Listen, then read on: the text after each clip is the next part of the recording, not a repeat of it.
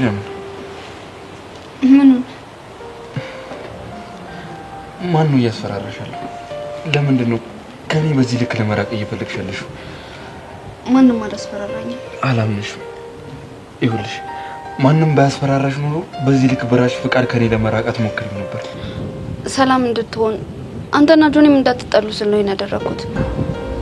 ይኸውልሽ ሰብሊ ለኔ ብለሽ ከሆነ አታስቢ። የዚህን ያለ እንድርቂኝ አልፈልግም። ኢላ አሁንም ቢሆን የሆነ ሰው ላይን ይችላል። በእናትህ ልሂድ።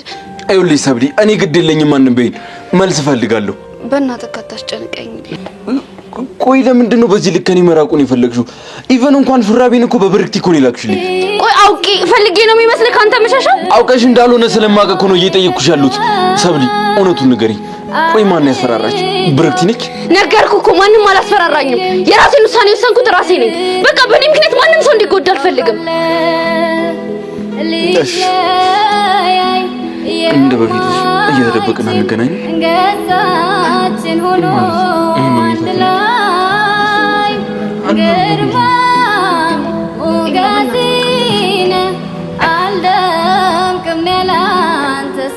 ሰብሊ ምንድነው?